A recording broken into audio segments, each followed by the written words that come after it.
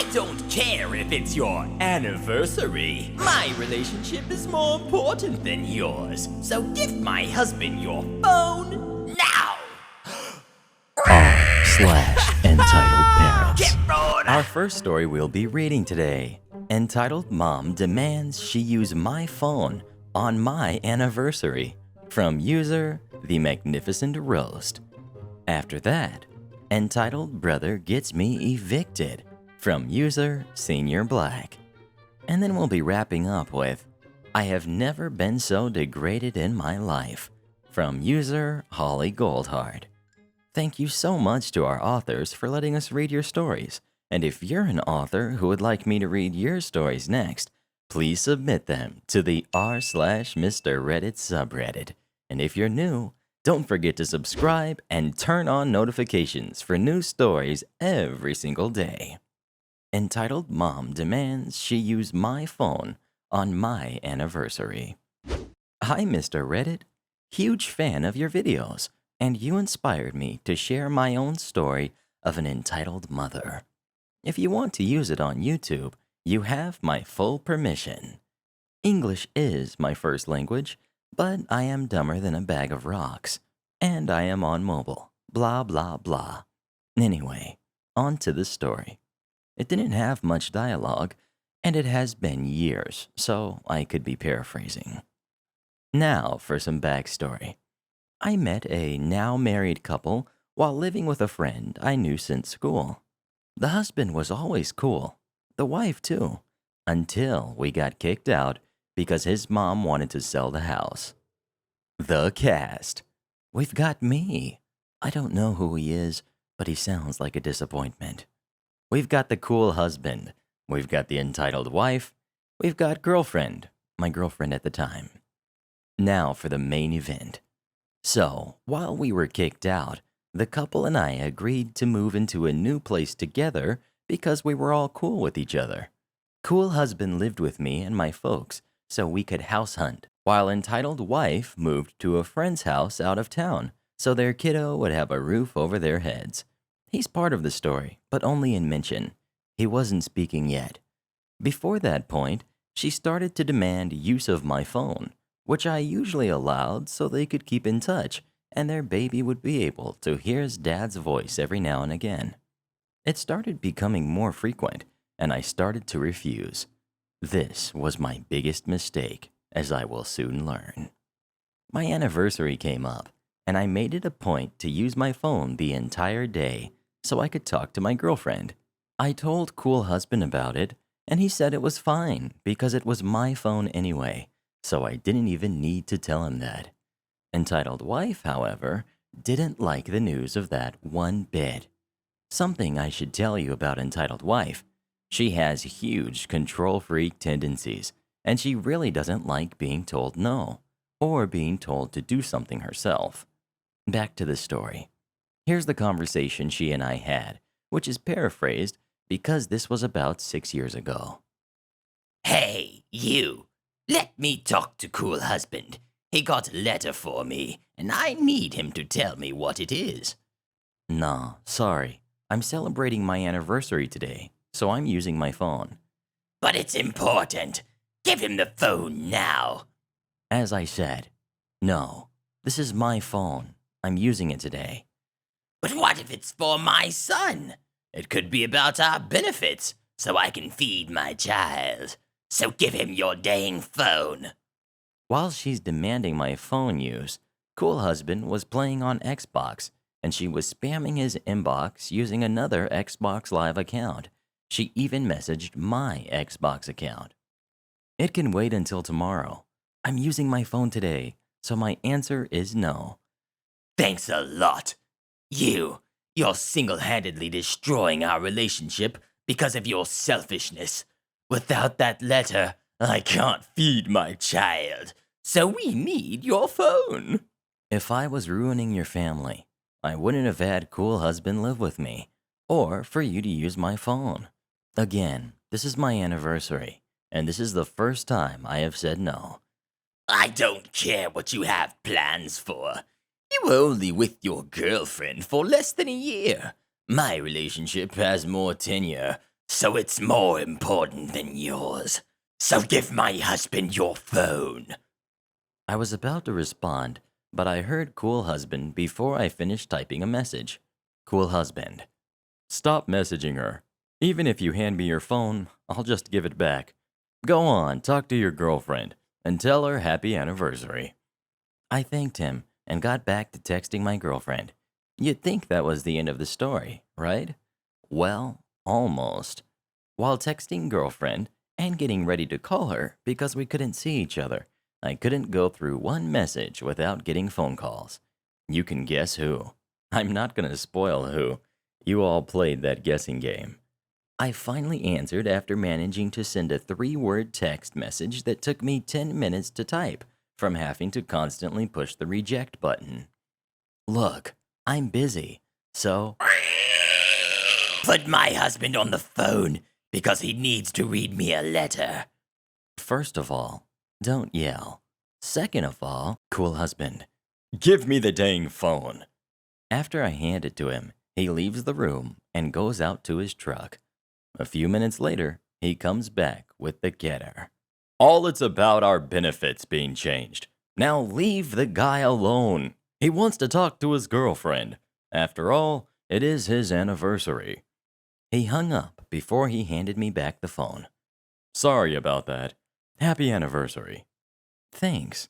I do hang out with her because her husband and I are on relatively decent terms, so I have to associate with her. She's pretty crappy, though. Also, this was 100% real. The conversation may have been embellished a bit, but that happens after years. Some details are forgotten. Next, we've got Entitled Brother Gets Me Evicted, or Wannabe Gangstar Continues to be a Dumb Donkey and Gets Put Down. Hello once again, Army. It's been 2 months since my last post, and it's a sort of continuation from that tale.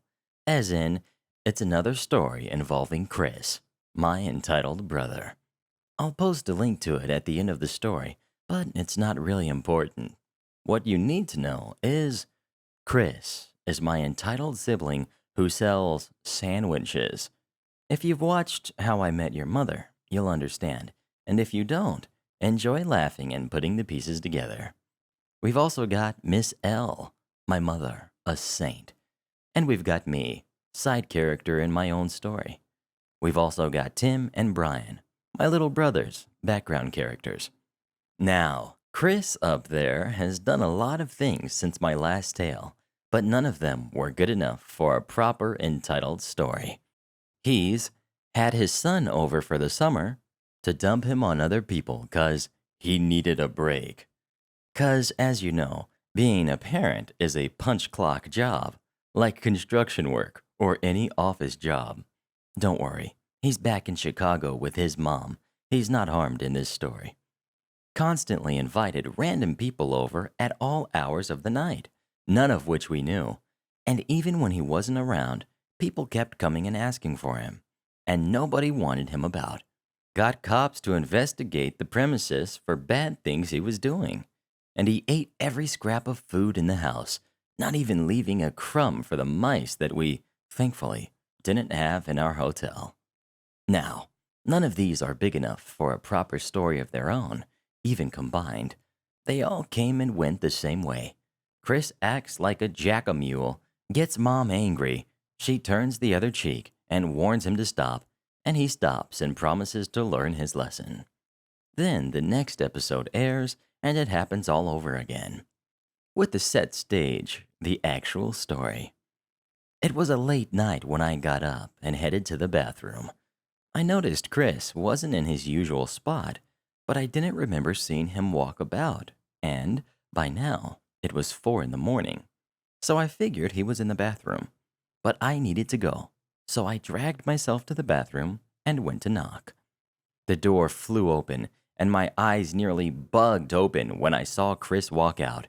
He was mumbling under his breath and made way for me to go in. There were sandwiches everywhere.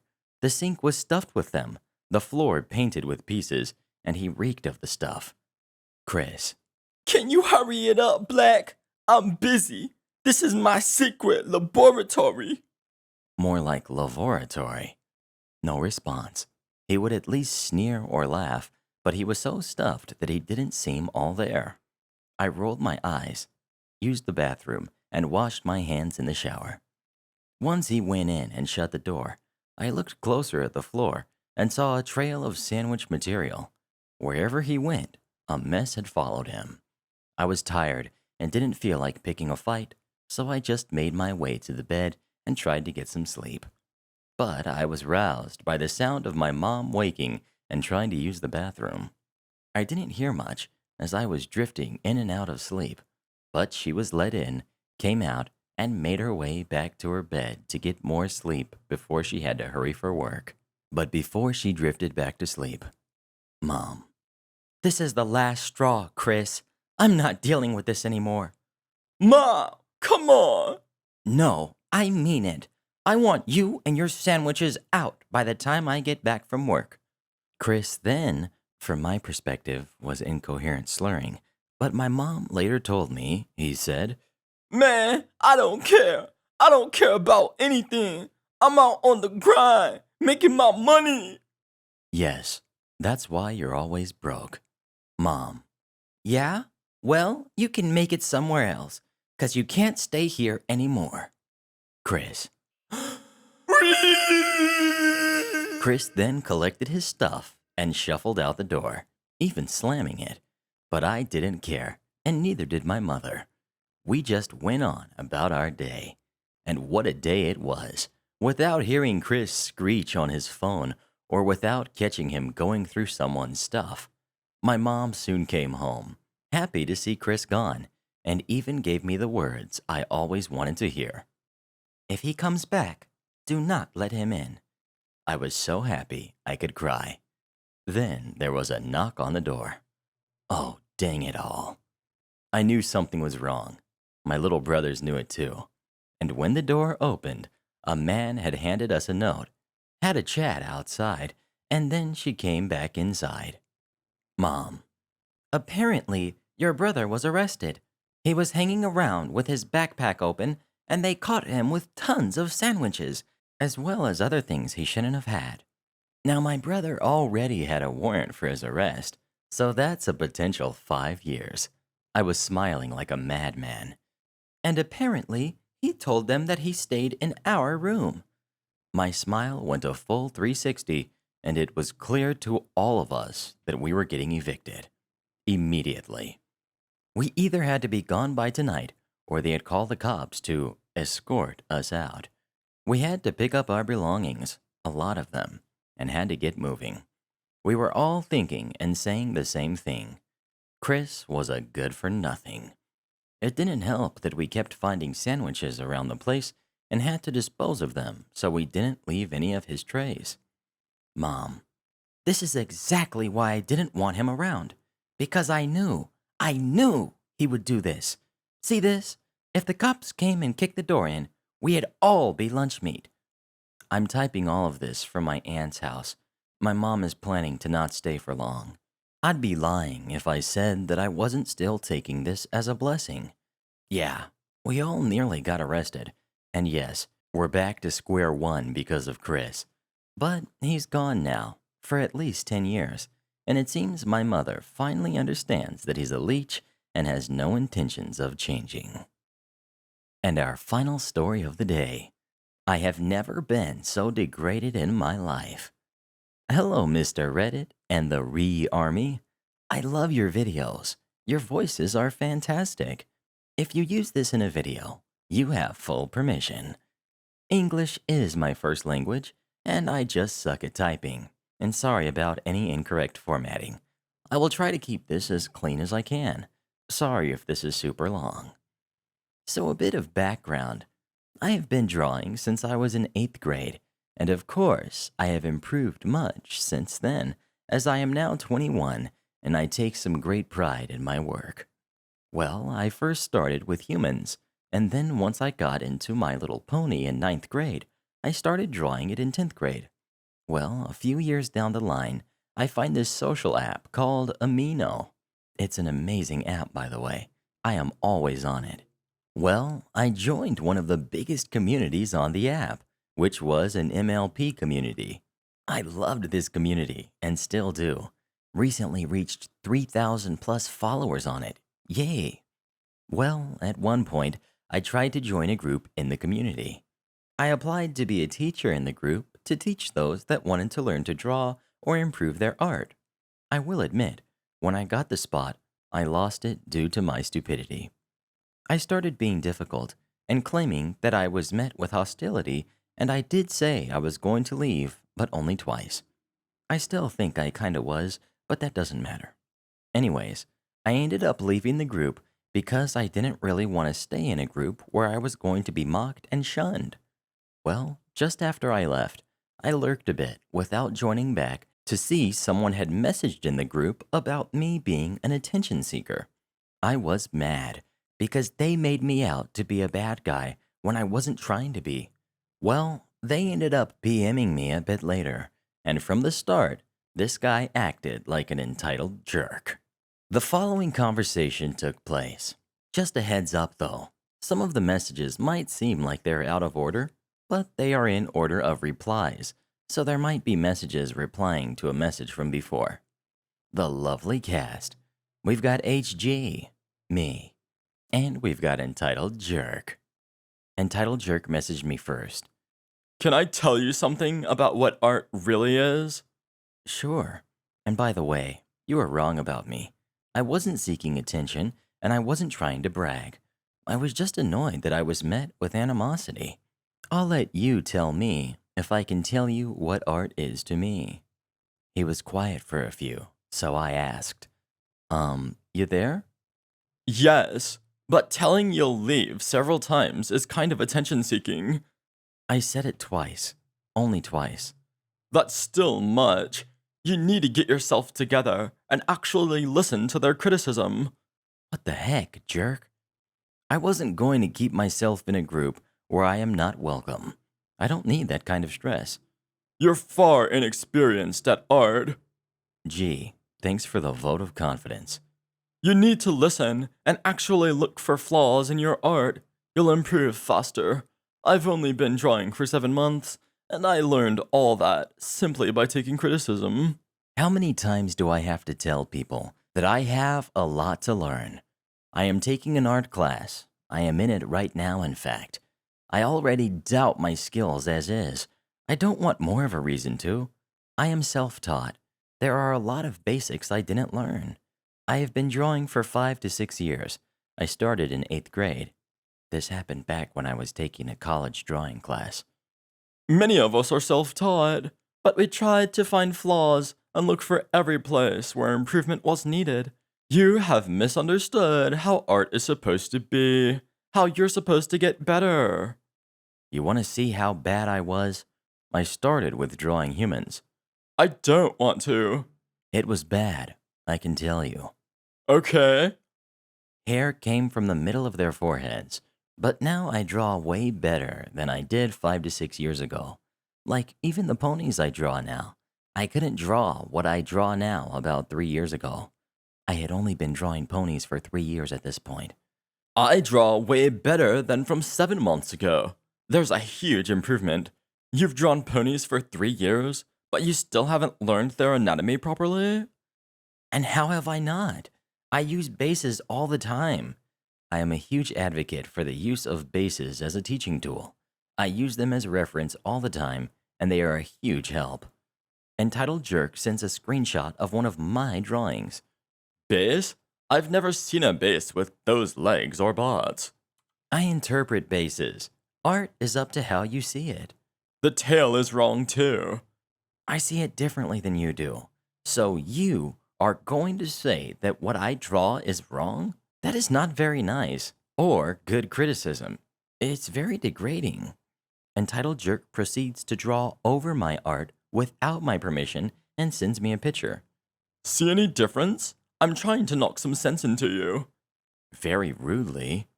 You won't take it either way. It's like talking to a wall, so why bother being polite?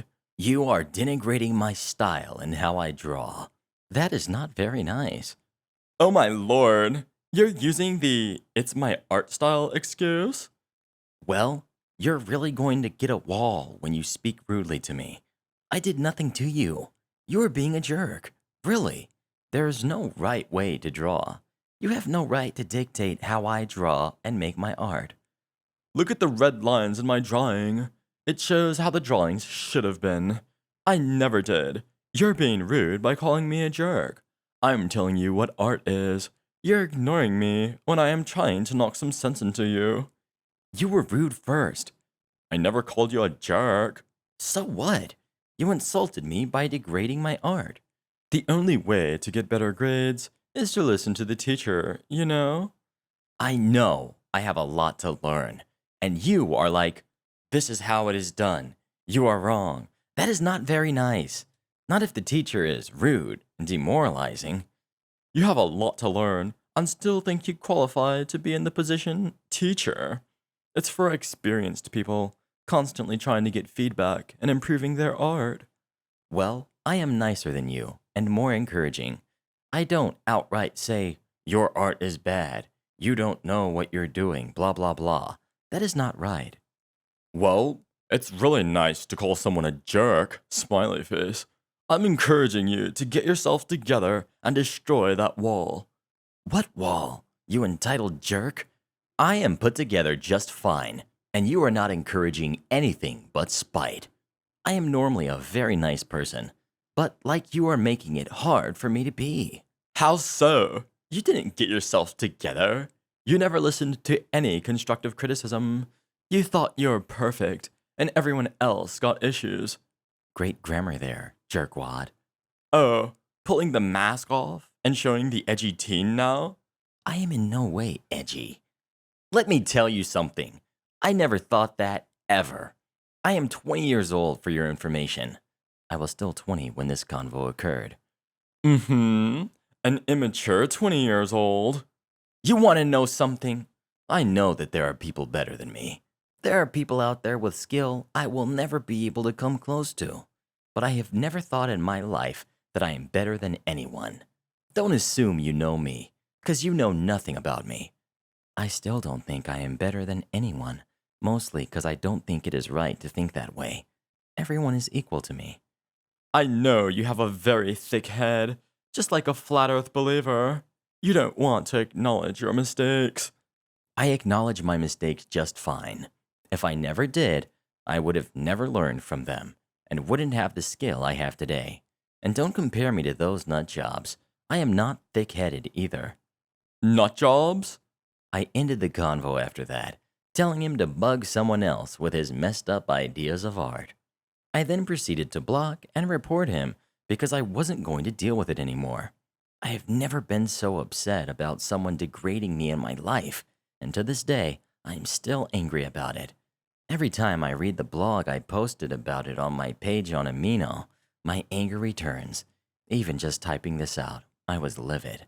Seriously, this guy just had a problem with me, and I didn't know why. But thankfully, I never heard from him again after I blocked him.